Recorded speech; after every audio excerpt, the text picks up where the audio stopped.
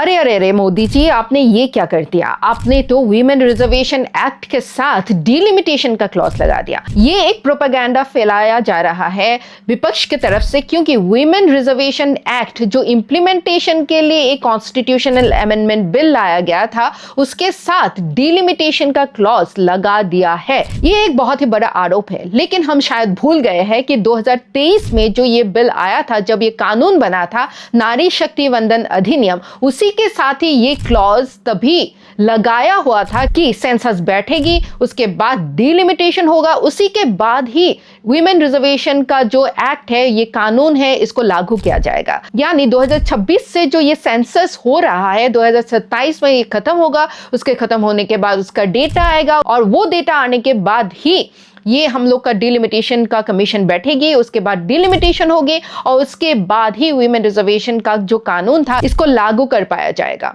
लेकिन इसी को फास्ट ट्रैक करने के लिए 2011 का सेंसस लेके ये कानून में कुछ बदलाव लाने की कोशिश किया जा रहा था। लेकिन ये प्रोपेगेंडा फैलाया गया कि वीमेन रिजर्वेशन का ये बिल सामने रखकर पीछे बैकडोर में डिलिमिटेशन करने जा रही है सरकार। लेकिन एक बात साफ सबको पता होनी चाहिए कि 2026 में तो डिलिमिटेशन तो वैसे भी होना ही था, क्योंकि 2002 में जो डिलिमिटेशन कमीशन को फ्रीज किया गया था, वो 2026 में वो फ्रीजिंग हटने वाला है। उसके बाद हम लोग का नया सेंसस जो अभी 2026 और 27 का सोशो इकोनॉमिक कास्ट सेंसस ये जो लागू है, उसके बाद डिलिमिटेशन कमीशन तो वैसे भी बैठेगी, क्योंकि हम लोग का जो संविधान है, आर्टिकल 82 में ये स्पष्ट लिखा है कि हर सेंसस के बाद एक डिलिमिटेशन कमीशन बैठेगी, और डिलिमिटेशन के साथ साथ हम लोग के कॉन्स्टिट्यूएंसीज में एक बदलाव आएगी। और ये संवैधानिक है, ये कोई गैर कानूनी चीज नहीं है, और इसके लिए कोई भी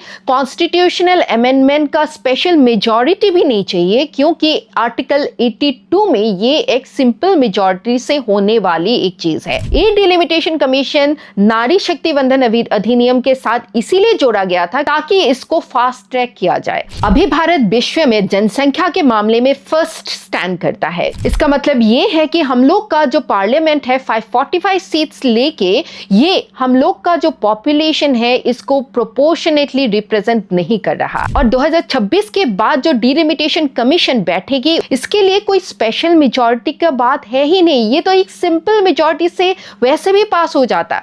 लेकिन नारी शक्ति वंदन अधिनियम को लागू करने के लिए ही ये एक फास्ट ट्रैक इंप्लीमेंटेशन का रास्ता निकाला गया था। और डिलिमिटेशन के बारे में अगर हम बात करें तो सबसे ज्यादा आपत्ति आता है हम लोग के साउदर्न स्टेट से, दक्षिण के जो स्टेट्स हैं। Number 1 Karnataka. Karnataka has 28 seats and 5.15% of the 543 seats in the House. After the passage of the bill, the number of Karnataka MPs will increase from 28 to 42, and the percentage in the Lok Sabha will increase to 5.44. Karnataka will not suffer any loss at all. Number 2 Andhra Pradesh. Andhra Pradesh has 25 seats, which is 4.60%. After the passage of the bill, the number of MPs will increase from 25 to 38, which will be 4.65%. Number 3 Telangana. Telangana has 17 seats, which is 3.13%. After the passage of the bill, the number of MPs will increase from 17 to 26, which will be 3.18%. Number 4 Tamil Nadu. Tamil Nadu has 49 seats, which is 7.18%. After the passage of the bill, the number of MPs will be 59, and the percentage in the new House of 816 will be 7.23%. Tamil Nadu will also suffer no loss. Number 5 Kerala. Kerala has 20 seats, which is 3.68%. After the passage of the bill, the number of MPs will be 30, and the percentage in the new House will be 3.67%. क्योंकि वो लोग अपने population को control किए हुए हैं, और उसी हिसाब से अगर हम नॉर्थ के स्टेट्स को देखें तो बिहार, यूपी, ये जो हिंदी बेल्ट के स्टेट्स हैं, इसका पॉपुलेशन काफी ज्यादा हो चुका है अभी। इसीलिए डिलिमिटेशन में ये जरूरी था कि ये साउदर्न स्टेट्स को हम लोग के,